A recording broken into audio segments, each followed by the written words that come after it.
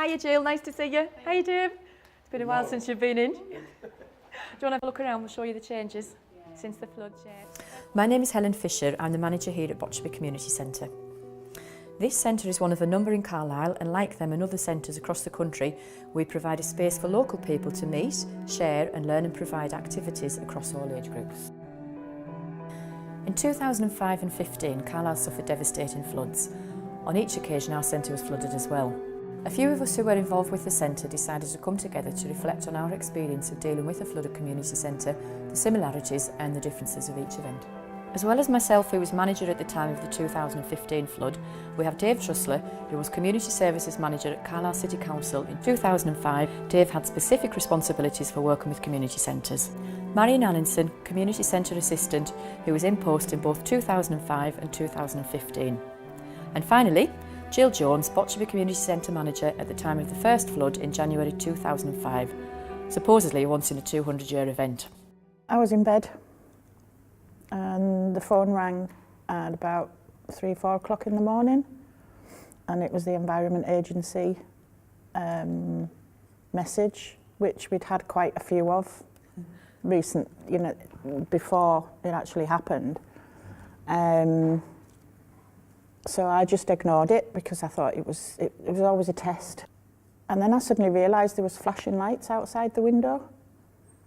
So I got out of bed and looked out the window, and there was police cars at the bottom of the road, and you could see, because they had all the lights on and everything, the car lights and everything, you could see the water at the bottom of Warwick Road, sort of coming up, basically. And the police had totally blocked the road off, and then you sort of start to panic and think, well, what do you do? Next time I looked out, there was Penrith lifeboat, Land Rover with a boat on the back of it, parked across at the pub. So I thought, oh, this is serious. Yeah. And then I could see that the water had even come up for even further, and had reached the gate outside the centre. So you sort of start to think, well, this is, but still you're sort of thinking, well, it's not going to go in. Hard to believe. In the building, and to the extent that it did, when you think that it was over 4 foot inside and over 6 foot outside, you just don't believe that's happening. But totally at a loss of what to do, because it hadn't happened before. It was a totally new experience. So. Well, I was on holiday in the 2015 floods. I didn't know about it till 4 days later. Just a chance text message, and didn't realise what we were coming back to either. I think I got home a couple of weeks later on the Saturday, plucked up the courage to come in on the Sunday, just on my own, came in quietly, saw the centre. I couldn't believe, even though I knew I'd been told, I'd text a couple of messages, we started texting each other, knew it had flooded, but never ever imagined that it would be anything like the last time and the devastation that you come into. I couldn't believe my eyes. The first time it happened, we came down on the Sunday, didn't we? We watched it, the water coming up, and we came down the next day and the water had gone. We could get in the building. But this time it happened, we came down and you couldn't get in the building at all because the water hadn't gone. The water had actually sat. I remember walking in the first time with you, and this floor was all slippy and covered in mud and things, and Marion said, oh, this is going to take us forever to clean this. Buckets of water and mops. And then we came in the next day and the floor had lifted. It was like waves. That's what I came into, because I saw it a couple of weeks after the event, and it was the floor had it was sort of this high. I came down on the Sunday morning after the last 2015 flood, come down on the Sunday morning, and I got halfway down Victoria Road and thought, well, there's literally no point of even trying to get near or anything till the water goes. Yeah. So it was a couple of days after, and then who do I phone?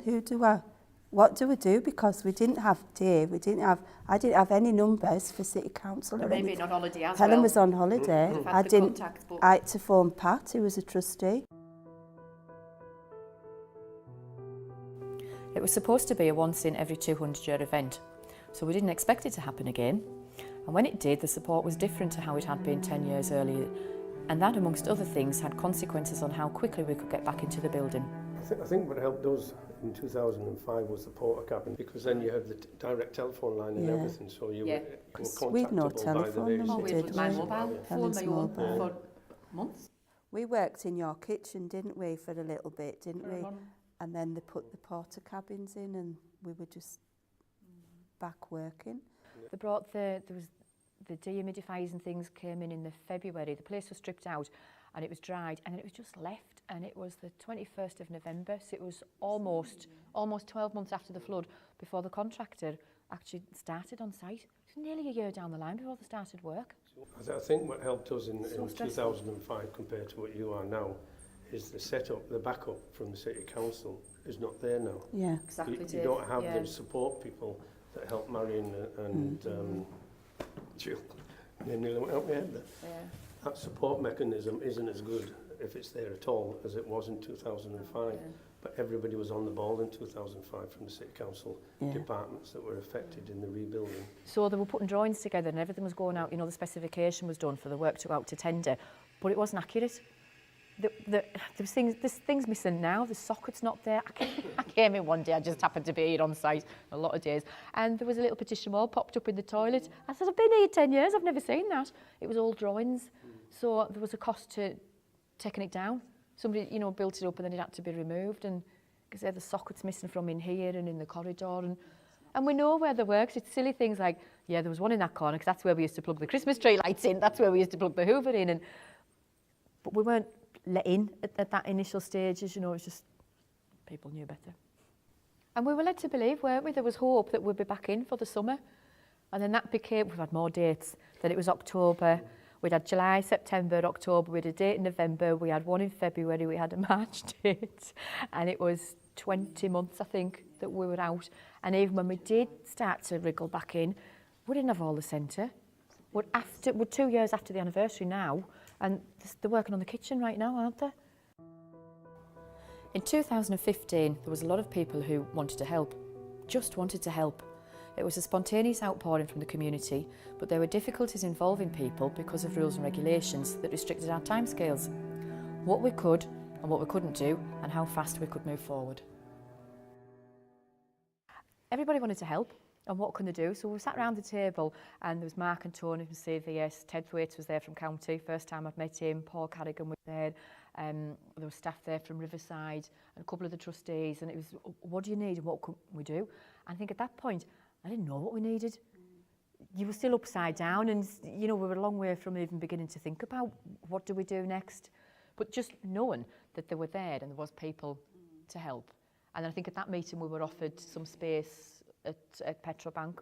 When Helen was still on holiday, I had Steve from Udale. They were coming down. I was here meeting people. They come down.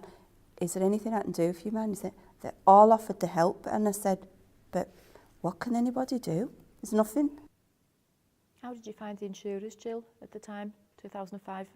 Well, the only problem we had was that they said we weren't really paying enough insurance to cover the full contents. We should have been paying more. But what we finally agreed on was a lump sum.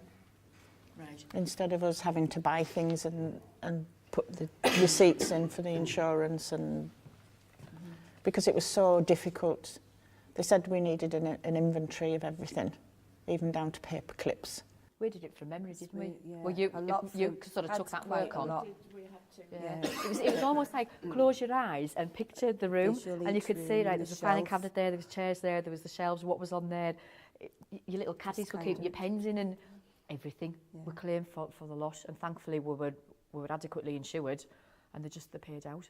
There's got to be a conversation at some point down the line when I know that the trustees, they're keen to sit down with some of the top people in the Civic Centre and say, well, basically, what have you learned?